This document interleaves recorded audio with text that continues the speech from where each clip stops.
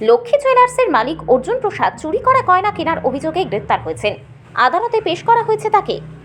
চুরি করা গয়না কেনার অভিযোগে লক্ষ্মী জুয়েলার্সের মালিক অর্জুন প্রসাদকে গ্রেপ্তার করেছে শিলিগুড়ি পুলিশ কমিশনারেটের ভক্তিনগর থানার পুলিশ।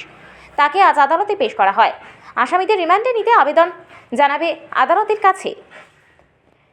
জানা গিয়েছে, ডন বস্কোর কর্মচারী দীননাথ প্রসাদ গত মাসের 16 ডিসেম্বর পুলিশের কাছে গয়না চুরির অভিযোগ দায়ের করেন। পুলিশ মামলার তদন্ত শুরু করে এবং 19 ডিসেম্বর বৈজু সাহানি নামে এক ব্যক্তিকে মাল্লাগুড়ি থেকে গ্রেপ্তার করা হয়। পুলিশ অভিযুক্ত দুজনকে আদালতে হাজির করে জিজ্ঞাসাবাদ শুরু করে। জিজ্ঞাসাবাদের পর মোহাম্মদ জহিরুল ওরফে লালু নামে আরেকজনকে আটক করে পুলিশ। ওই ব্যক্তিকে আটক করা হয়েছে। রিমান্ডে আসামিদের জিজ্ঞাসাবাদের ভিত্তিতে পুলিশ 5 গ্রাম গলিত সোনা উদ্ধার করে। জিজ্ঞাসাবাদের পর অভিযুক্তরা স্বীকার করেছেন যে সোনার গয়না চুরির পর তারা লক্ষ্মী জুয়েলার্সের মালিক অর্জুন প্রসাদকে বিক্রি করেছিল।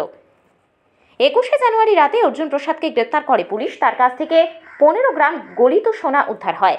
আজ আসামিকে আদালতে হাজির করা হয়।